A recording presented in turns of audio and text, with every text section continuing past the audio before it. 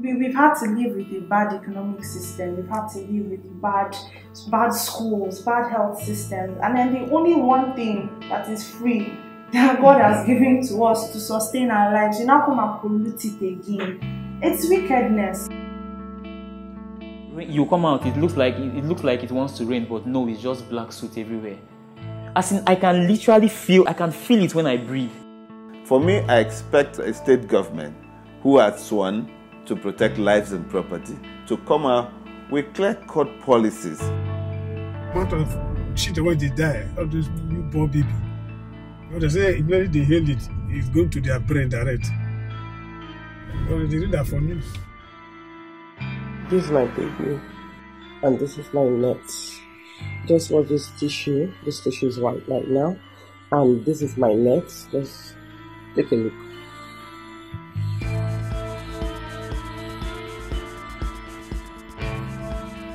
Can you see that? This is what we've been breeding in for over 1 year.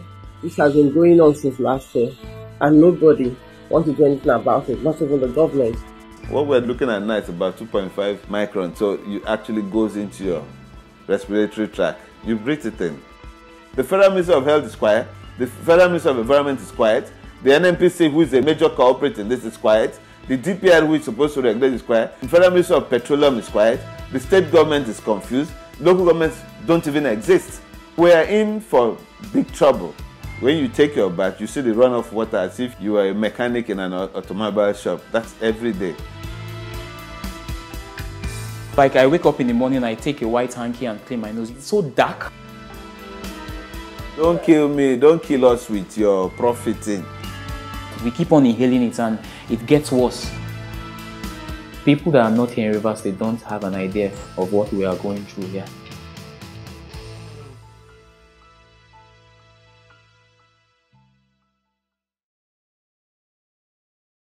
The Niger Delta is home to Nigeria's most abundant petroleum resources. It has also suffered from decades of oil pollution and environmental devastation.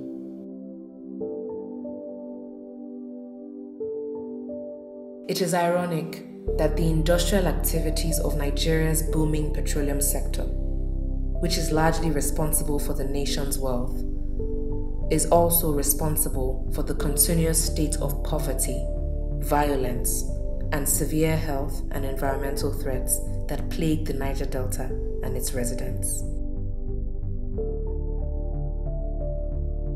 It has now been over 20 years since the environmental and human rights activists, the Ogoni 9, were executed in 1995 by the Nigerian military government, sparking international outrage. Yet, the issues of human rights and environmental devastation in the Niger Delta remain unresolved. When she coughs, she'll be throwing up. And when I look into her nose, there's this thick black stuff that I even struggle to bring it down. But she will always refuse. Very much worried. We adults, we can cope with anything we see, any experience, we can just cope. But them, they cannot explain how the thing is affecting them. So I'm really worried about the Soot something. I don't know what the government is doing about it. It has been there. At the time it stopped, but all of a sudden the thing came back again. So I don't know what I would tell the government if they can help us. If not for our own sake, for the sake of the little ones.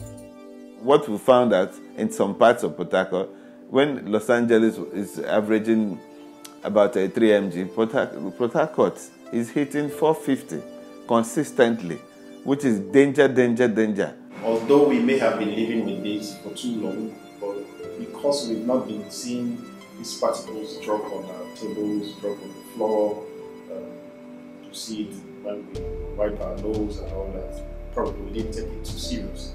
But of late, over a year now, we've been noticing it. Your cars, you check your car in the morning, you check the floor, you walk the floor, your feet is black, you have to be blind not to see it.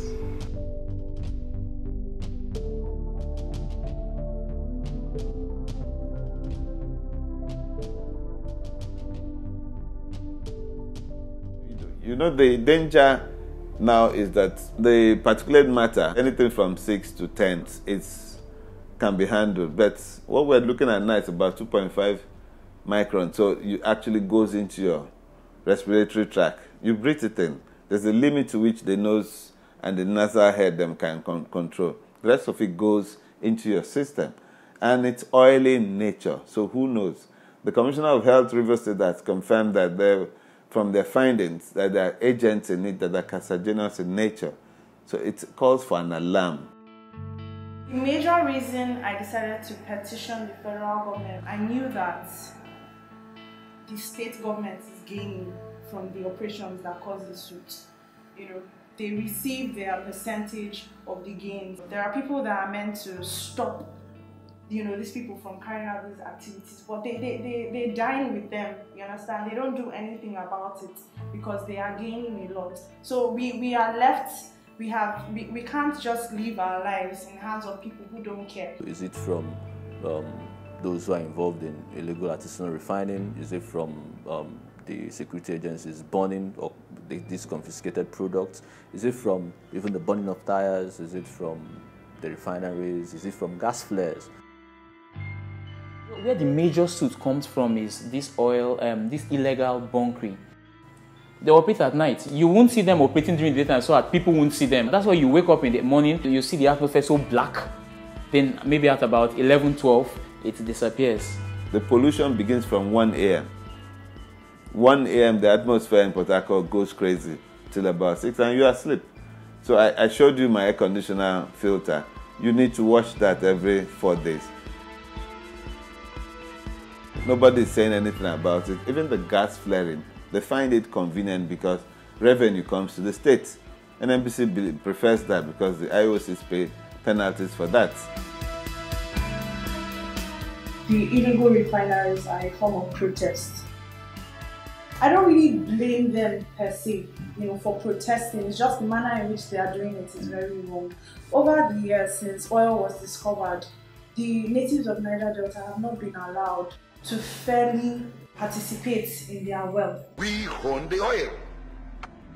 The thieves are the people in Abuja, not the other way around. A thief cannot come into my house, take my property, sit down because it's strong, and then turn back to say, oh, this is the actual thief.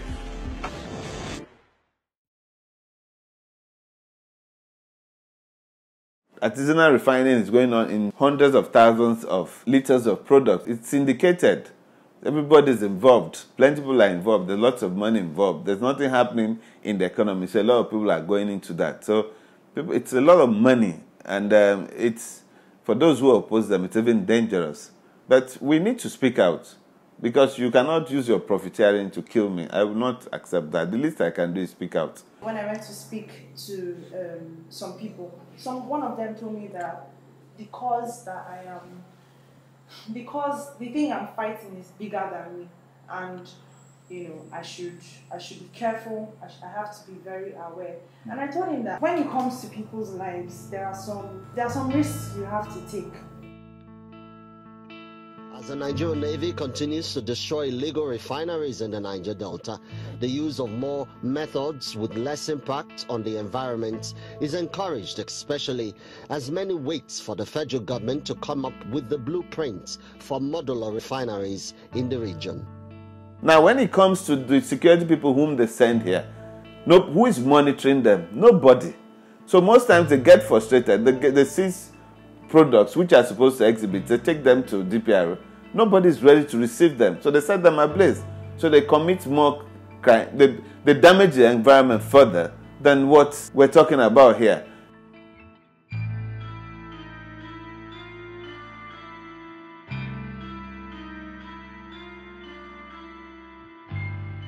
Everywhere, as far as air is penetrating, you must observe it.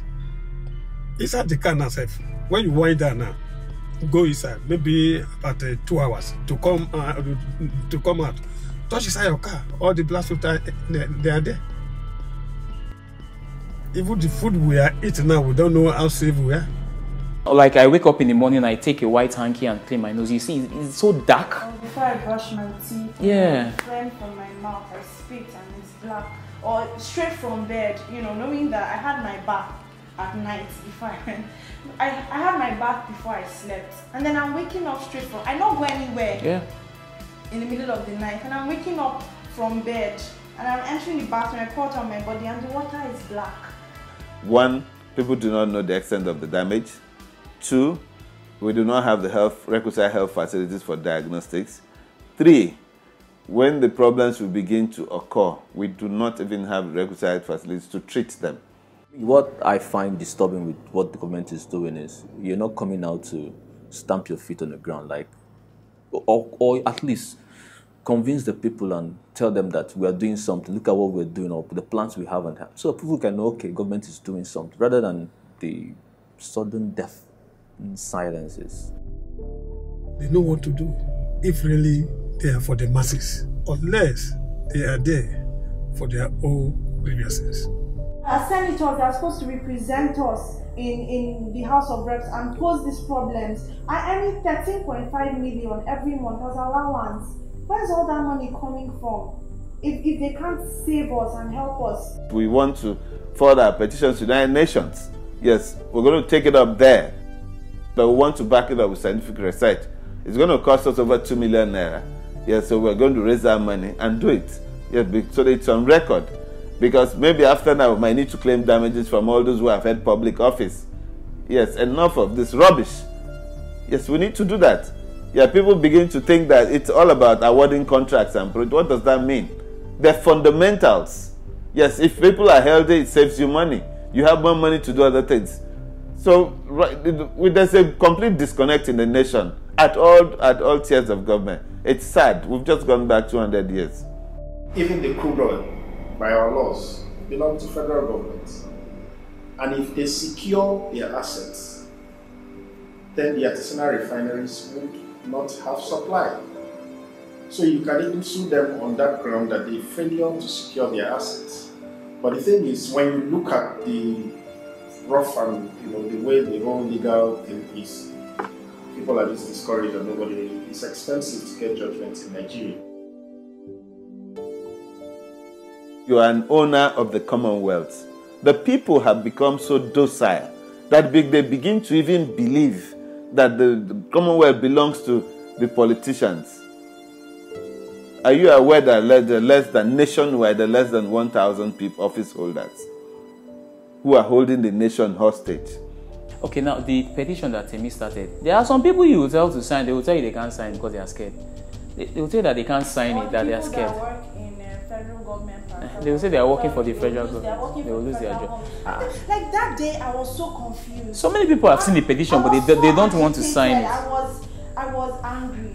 This thing concerns your life. If you're not alive, or if you have a disease and you have to be in hospital, who will be working here to end exactly? Nobody's going to do anything for us. Let's leave the tag of activism. We're all activists. You need to complain when your space is being perverted and that which is supposed to be provided for you, it's not provided.